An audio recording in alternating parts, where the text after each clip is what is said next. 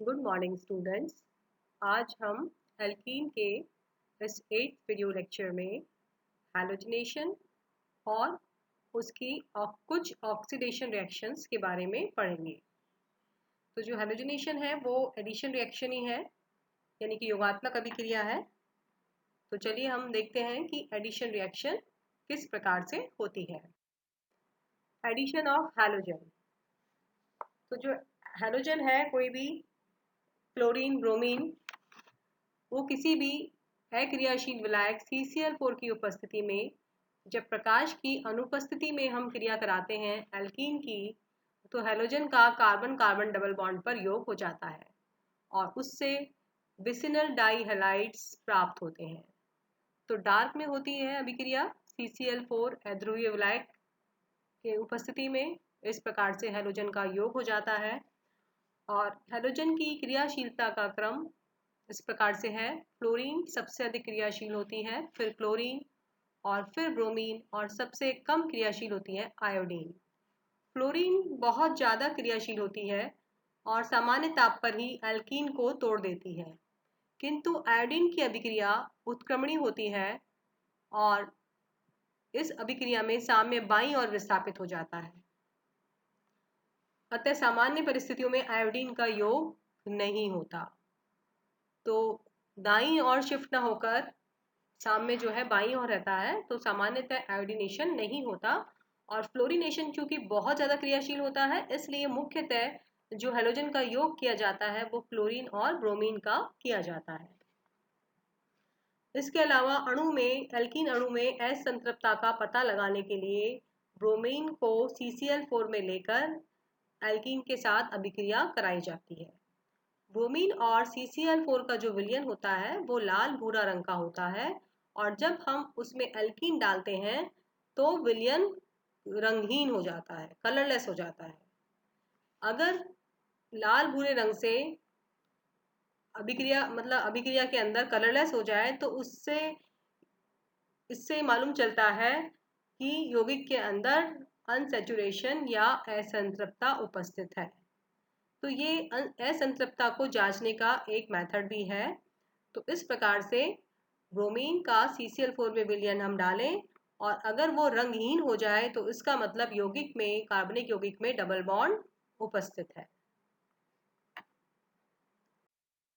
अब आती है इसकी क्रियाविधि, किस प्रकार से इसका योग होता है। ब्रोमीन जो है एक अध्रुवीय अणु है, लेकिन जब एल्कीन के पाई इलेक्ट्रॉन ब्रोमीन के समीप पहुंचते हैं तो ब्रोमीन ब्रोमीन बंध में इलेक्ट्रॉन इंडक्टोमेरिक इफेक्ट या इलेक्ट्रोमेरिक शिफ्ट के कारण ध्रुवीय हो जाते हैं, पोलराइज हो जाते हैं। आप देख रहे हैं चित्र में, पिंक कलर में एल्कीन है, उसके पाई इलेक्ट्रॉन है, वो अपने इलेक्ट्रॉन देता है और ब्रोमीन को इस प्रकार से ब्रोमीन में ध्रुवीय हो जाती है। दूर वाला ब्रोमीन परमाणु पर आंशिक ऋणावेश और पास वाले ब्रोमीन परमाणु पर आंशिक धनावेश आ जाता है। तो इस प्रकार से ब्रोमीन का पाई, एल्कीन के पाई बंध के इलेक्ट्रॉन के कारण पोलराइजेशन या ध्रुवीकरण हो जाता है।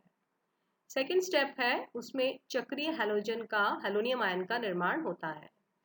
साइक्लिक हैलोनियम आयन जो आंशिक धनात्मक आवेशयुक्त ब्रोमीन परमाणु है वो एल्कीन के पाई इलेक्ट्रॉनों की ओर आकर्षित होता है और उससे फिर एक साइक्लिक हैलोनियम आयन का निर्माण होता है। आप चित्र में देख रहे हैं ब्रोमीन ने किस तरह से दोनों कार्बन कार्बन के बीच में साइक्लिक हैलोनियम आयन का निर्माण किया है। अब इस पद के अंदर ब्रोमाइड आयन जो कि न्यूक्लियोफाइल है वो बाहर निकल जाता है और अब ये ब्रोमाइड आयन साइक्लिक हैलोनियम आयन पर अटैक करता है। चूंकि ब्रोमीन साइक्लिक है, ब्रोमोनियम आयन साइक्लिक है, इसलिए ब्रोमाइड आयन उसके विपरीत दिशा से आएगा। तो वो किसी भी कार्बन पर विपरीत दिशा से आक्रमण करेगा, जिससे 3 सदैव बलिए टूट जाएगी और यौगिक ट्रांस प्राप्त होगा। तो यौगिक इसमें कैसा प्राप्त होता है, जो योगात्मक अभिक्रिया होती है वो ट्रांस होती है। तो ट्रांस होने का मतलब है कि यौगिक में साइक्लिक हैलोनियम आयन का निर्माण होता है। तो 3 सदस्यीय वलय बनने के कारण ब्रोमाइड आयन का आक्रमण ऊपर से नहीं हो सकता, तो वो नीचे से ही अटैक करेगा, चाहे फर्स्ट कार्बन पर करे चाहे सेकंड कार्बन पर करे, और इस कारण जो उत्पाद की ज्यामिति होती है वो ट्रांस प्राप्त होती है। तो इस प्रकार से ब्रोमीन का एल्कीन पर योगात्मक अभिक्रिया संभव हो जाती है। अब हम पढ़ेंगे कि ये जो अभिक्रिया है ये दो पदों में होती है, तो इसके पक्ष में कुछ प्रमाण हैं जिससे ये प्रूफ होता है कि ये अभिक्रिया दो पदों में संपन्न होती है। तो यदि एल्कीन की ब्रोमीन के साथ क्रिया क्लोराइड आयन की उपस्थिति में करवाई जाती है तो डाइब्रोमाइड के अतिरिक्त एक डाई हैलाइड आयन भी प्राप्त होता है, जिसमें ब्रोमीन और क्लोरीन दोनों परमाणु होते हैं। तो एल्कीन हमने ली है, ब्रोमाइड लिया है, ब्रोमाइड का ध्रुवीकरण हो गया, और अभिक्रिया हम सोडियम क्लोराइड की उपस्थिति में कर रहे हैं। तो पहले पद में हमें चक्रीय ब्रोमोनियम आयन प्राप्त होगा, और इस पर अब चूंकि ये अभिक्रिया हमने क्लोराइड आयन की उपस्थिति में करी है, तो साइक्लिक जो ब्रोमोनियम आयन है उस पर ब्रोमाइड आयन का भी अटैक होगा विपरीत दिशा से, और क्लोराइड आयन का भी अटैक होगा। इसलिए आप चित्र में देख रहे हैं कि दो उत्पाद आपको बनते हुए दिखाई दे रहे हैं, डाइब्रोमाइड और ब्रोमोक्लोराइड। तो दो प्रकार के उत्पाद मिल रहे हैं। ये अभिक्रिया प्रदर्शित करती है कि चक्रीय ब्रोमोनियम आयन जो कि प्रथम पद में प्राप्त होता है और द्वितीय पद में विपरीत दिशा से नाभिक स्नेही अभिक्रिया होती है। तो इसके द्वारा हम ये प्रूफ कर सकते हैं कि अभिक्रिया दो पदों में होती है और चक्रीय हैलोनियम आयन के बनने पर ही होती है। नेक्स्ट आता है ऑक्सीडेशन रिएक्शंस। एल्केन की तुलना में एल्कीन इजीली ऑक्सीडाइज हो जाता है क्योंकि इसमें डबल बॉन्ड उपस्थित रहता है। तो सबसे पहली अभिक्रिया है हाइड्रोक्सिलेशन। जब कार्बन कार्बन द्विबंध पर दो हाइड्रोक्सिल समूह का योग होता है और उससे हमें डायोल प्राप्त होता है, तो इसे हम कहते हैं हाइड्रोक्सिलेशन। तो जलीय या तनु क्षारीय केमेनोफोर के साथ हम अभिक्रिया कराते हैं। जलीय या तनु क्षारीय के साथ हम अभिक्रिया कराते हैं। तो एल्कीन की ठंडे जलीय या तनु क्षारीय पोटेशियम परमैंगनेट के साथ अभिक्रिया से 1,2 डाई हाइड्रोक्सी एल्केन बनता है।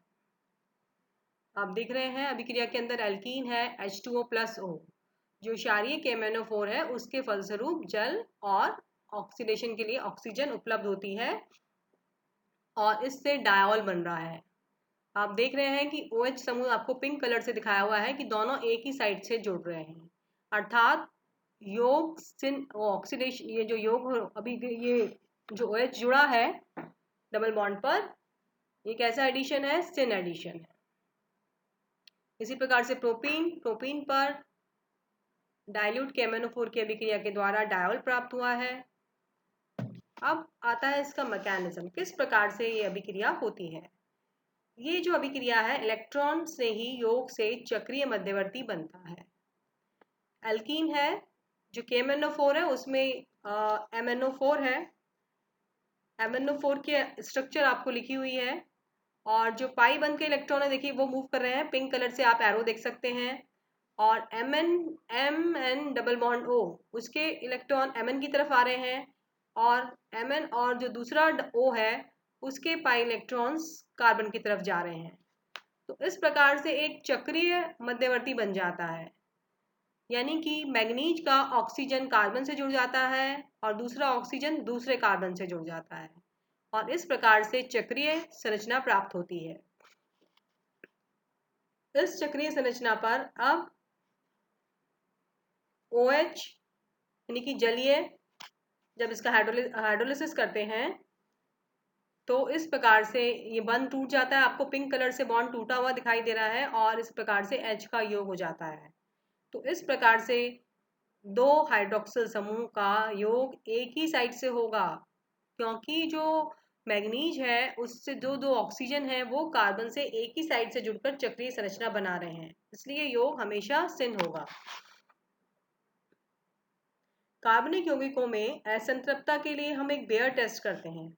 एक बेयर रिएजेंट कहते हैं हम उसको। बेयर रिएजेंट क्या होता है? 1% क्षारीय KMnO4 का विलयन होता है जो कि गुलाबी होता है।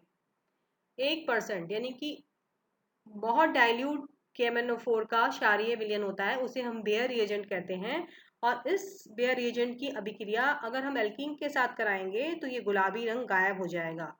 तो गुलाबी रंग का गायब हो जाने का मतलब है कि यौगिक में असंतृप्तता उपस्थित है। नेक्स्ट है ऑस्मियम टेट्राऑक्साइड का योग। इसके द्वारा भी डायवॉल प्राप्त होता है, यानी कि ऑस्मियम टेट्राऑक्साइड के साथ भी हम कार्बन कार्बन डबल बॉन्ड पर हाइड्रोक्सिलेशन कर सकते हैं। तो ये सब अभिक्रियाएं हैं ऑक्सीडेशन रिएक्शंस हैं, क्योंकि ऑक्सीजन का नंबर बढ़ रहा है। तो ऑस्मियम टेट्राऑक्साइड के साथ अभिक्रिया जब कराते हैं तो वो भी एक चक्रीय संरचना मध्यवर्ती बनाता है, और जिसकी जल से अभिक्रिया करने पर हाइड्रोक्सिल समूह का योग हो जाता है। नेक्स्ट अभिक्रिया है एपॉक्सीकरण, ऑक्सीडेशन विद पर एसिड्स। एल्कीन की अभिक्रिया जब हम पर एसिड की स्ट्रक्चर क्या होती है? एक ऑक्सीजन एक्स्ट्रा होता है एसिड की तुलना में। तो एल्कीन की परऑक्सी अम्लों से अध्रुवीय विलायक की उपस्थिति में अभिक्रिया कराने से एपॉक्साइड या ऑक्सीरेंस प्राप्त होते हैं। कार्बन कार्बन डबल बॉन्ड पर ऑक्सीजन जुड़ने की प्रक्रिया क्या कहलाती है? एपॉक्सीकरण। और ये अभिक्रिया पृच्छलेव अभिक्रिया भी कहलाती है। तो किस प्रकार से इसकी क्रिया विधि होती है ये हम समझेंगे। अब आप इस चित्र में देख रहे हैं, इक्वेशन में देख रहे हैं, एल्कीन है और परऑक्सी एसिड है और मिथिलीन डाइक्लोराइड विलायक है। तो इस प्रकार से ऑक्सीजन जो है दोनों कार्बन कार्बन के मध्य जुड़ गई है और 3 मेंबर्ड स्ट्रक्चर बन गई है। इसे ही हम कहते हैं एपॉक्सीडेशन। क्रियाविधि किस प्रकार होती है? ये अभिक्रिया के लिए निम्न क्रियाविधि प्रस्तावित की गई है। इसमें परऑक्सी अम्ल अपना ऑक्सीजन परमाणु एल्कीन पर स्थानांतरित करता है। आप देख रहे हैं RCOOH जो एक्स्ट्रा ऑक्सीजन है एसिड के अंदर, जिसके कारण हम इसको पर एसिड कहते हैं, उसका ऑक्सीजन किस प्रकार से कार्बन कार्बन डबल बॉन्ड के साथ जुड़कर एपॉक्साइड बना रहा है। तो इस प्रकार से एपॉक्सीकरण अभिक्रिया होती है।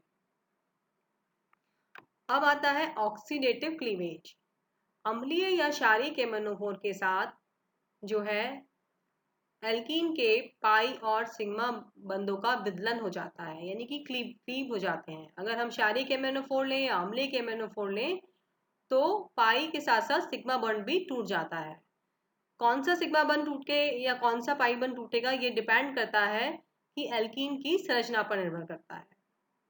अगर एक डबल बॉन्ड वाला सेकेंडरी कार्बन है तो कार्बोक्सिलिक अम्ल मिलेगा। जैसे कि आप देख रहे हैं इक्वेशन के अंदर CH3CH डबल बॉन्ड CH2, तो ये सेकेंडरी कार्बन है डबल बॉन्ड वाला, तो KMnO4 के साथ विक्रिया कराने पर कार्बोक्सिलिक अम्ल प्राप्त होगा। और अगर टर्शरी कार्बन हो, नीचे आप अभिक्रिया देखिए, जो डबल बॉन्ड वाला कार्बन है वो टर्शरी है और उससे मिलेगा कीटोन और कार्बन डाइऑक्साइड। तो जो ऑक्सीडेटिव क्लीवेज होता है वो इस बात पर निर्भर करता है कि उत्पाद कौन सा बनेगा। ये डिपेंड करता है कि एल्कीन की स्ट्रक्चर कैसी है। तो इसके साथ ही आज हम यहीं पे ख़त्म करते हैं और नेक्स्ट वीडियो लेक्चर में हम ओजोन लेयर्स पढ़ेंगे और पॉलीमराइजेशन रिएक्शंस पढ़ेंगे। Thank you students.